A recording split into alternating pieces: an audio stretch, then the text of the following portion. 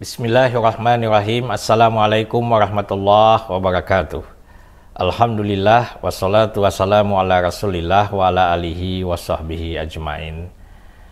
Pendengar dimanapun berada, alhamdulillah kita jumpa kembali dalam Tausiah Ramadan. Ramadan ini banyak memiliki nama, salah satunya adalah Syahrud Doa, artinya bulan doa, karena pada bulan ini kita dianjurkan banyak berdoa, dan hadis-hadis Rasulullah ya itu menyebutkan bahwa di antara orang yang akan doanya itu dikabulkan oleh Allah adalah orang-orang yang berpuasa. Karena itu jangan kita lewatkan, jangan kita sia-siakan kesempatan ini. Pada suatu hari ada salah seorang sahabat bertanya, "Ya Rasulullah, ya, pesankan suatu kepadaku yang akan berguna bagiku dari sisi Allah." Apa jawaban Rasulullah? Kata Rasulullah, perbanyaklah berdoa. Perbanyaklah berdoa. Sesungguhnya kamu tidak mengetahui kapan doamu akan terkabul.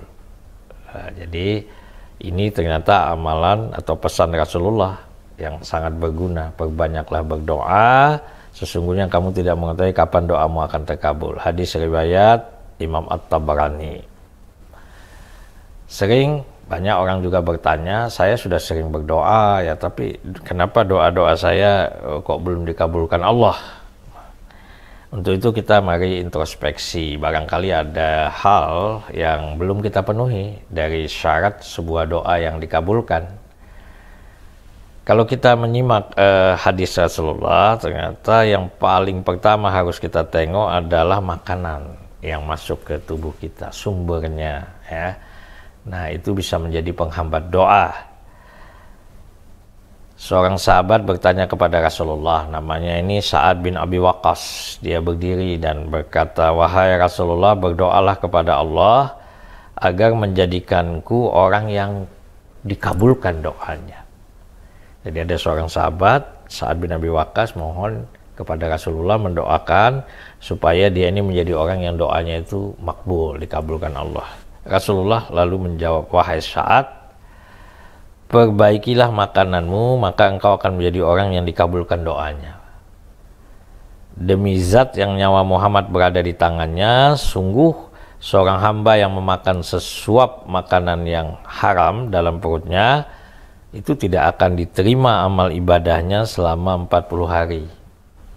Dan siapa saja yang dagingnya tumbuh dari pekerjaan tidak halal dan hasil riba, maka neraka lebih pantas untuknya." Jadi kita berhati-hati ya. Ternyata untuk dikabulkan doa itu bagaimana makanan yang kita konsumsi. Ini hadis riwayat Imam Tabarani. Dari Abu Hurairah juga ada meriwayatkan Rasulullah pernah bersabda, "Wahai manusia, sesungguhnya Allah itu baik dan tidak menerima kecuali yang baik. Dan sungguh Allah memerintahkan orang-orang mukmin sebagaimana yang telah diperintahkan kepada para rasul."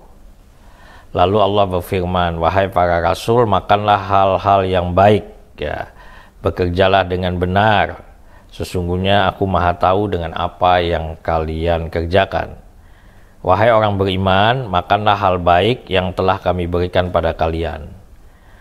Kemudian Rasulullah menceritakan ada seorang laki-laki yang perjalanan jauh, musafir, panjang, rambutnya kusut berdebu ya. Lalu dia berdoa sambil menengadahkan tangan ke langit, wahai Tuhan, ya Rabbi, ya Rabbi." Nah, sedangkan makanannya ternyata haram, minumannya haram, pakaiannya haram ya, dan kenyang dengan makanan haram, maka kata Rasulullah, bagaimana mungkin doanya akan dikabulkan? Ini hadis riwayat Imam Muslim. Karena itu sangat penting kita memperhatikan apa yang kita konsumsi. Ada sebuah kisah ya, teladan, kisah hikmah. Tidak ada kaum muslimin yang tidak kenal dengan Imam Asy-Syafi'i ya. Muhammad Idris Asy-Syafi'i ini kisahnya ini sangat luar biasa tentang ayah beliau ya.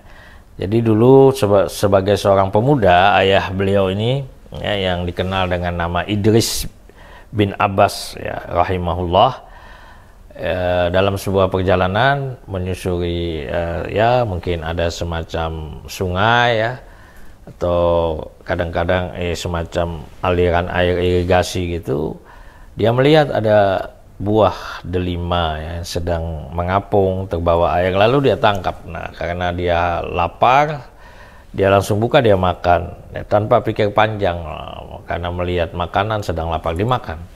Sudah habis dimakan baru dia teringat, ini tidak halal, punya siapa gitu ya. Akhirnya dia berbalik arah, ya, tidak melanjutkan perjalanan, tapi ingin tahu dari mana sumber buah delima ini. Ternyata dia ketemu sebuah kebun, lalu jumpa dengan yang punya, dan dia ceritakan apa yang sudah terjadi, ya. Sehingga dia minta maaf ya, minta keikhlasan dari yang punya kebun terhadap delima yang sudah dimakan tadi, dan dia berkata dia siap untuk mengganti ya apapun yang diperintahkan oleh yang punya kebun ya, atas segala kesalahannya asal dia bisa dimaafkan ya. Yang punya kebun menatap lalu berkata, oke, kamu kuhalalkan makan buah delima tadi, tapi dengan syarat kamu harus bekerja membersihkan kebun ya, kebun saya kurang lebih sebulan ya, di rumput-rumputnya segala bersihkan ya. Kemudian dilakukan itu sama pemuda tadi ya, Idris bin Abbas tadi. Setelah selesai sebulan, lalu dia berkata, Tuan, sudah selesai yang Tuan perintahkan, apakah sudah halal yang saya makan?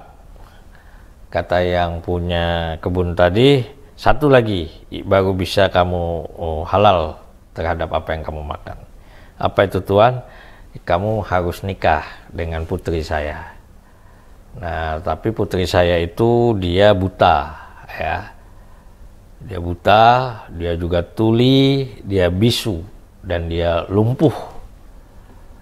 Sebagai seorang pemuda yang normal ya, terkejut ya Idris bin Abbas ini. Dia harus nikah dengan seorang wanita yang inderanya semua lumpuh, buta ya, tuli, bisu ya, kakinya lumpuh. Tapi karena takutnya akan dosa, dia mengatakan, saya akan laksanakan ya, saya akan penuhi, saya siap nikah dengan anak bapak. Kemudian dinikahkanlah. Nah, pada pertemuan dengan istrinya yang kemudian nanti terkenal bernama Fatimah binti Ubaidillah Azdiyah, yang tidak lain adalah ibunda Imam Asy-Syafi'i, terkejut Idris ini karena dia melihat Fatimah ini wanita yang sempurna ya, wanita cantik, sehat ya, dia tidak buta, dia tidak tuli, dia tidak bisu, dia tidak lumpuh. Dia pikir salah, lalu dia datang lagi kepada mertuanya, dia katakan, tidak seperti yang ayah katakan, saya menjumpai wanita ternyata sempurna.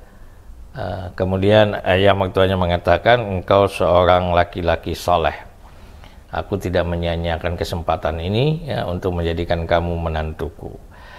Anakku itu memang dia buta ya, karena dia tidak pernah matanya digunakan untuk melihat yang maksiat. Anakku itu telinganya tuli karena memang dia sejak kecil tidak pernah menggunakan telinganya untuk mendengar gunjingan yang kotor-kotor.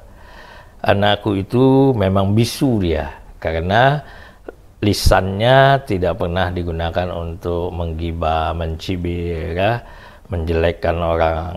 Dan ia lumpuh karena dia tidak pernah pergi ke tempat lain selain ke tempat ibadah.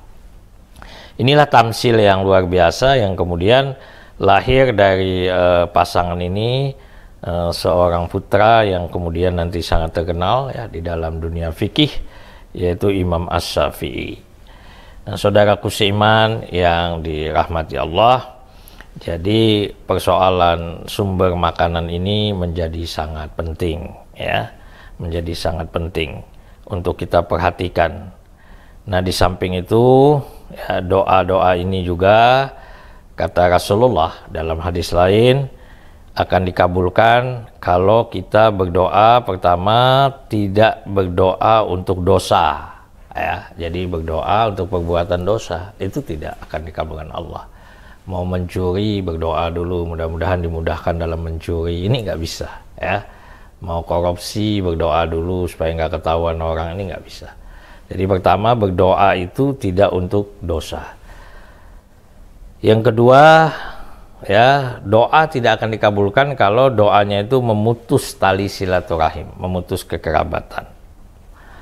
Kemudian doa juga, ya, akan dikabulkan oleh Allah kalau doa itu tidak tergesa-gesa. Karena Rasulullah mentafsirkan, ada orang berkata, aku sudah berdoa tapi tidak dikabulkan, ya. Akhirnya dia tidak pernah berdoa lagi. Pendengar yang dirahmati oleh Allah, kapan doa itu dikabulkan itu adalah rahasia dari Allah Subhanahu wa taala. Mari dengan tausiah singkat ini, ya, kita memperbaiki kehidupan kita, ya, memperbaiki sumber rezeki makanan yang kita makan agar doa-doa kita diijabah oleh Allah Subhanahu wa taala. Jadikan Ramadan sebagai bulan doa, ya, syahrul doa.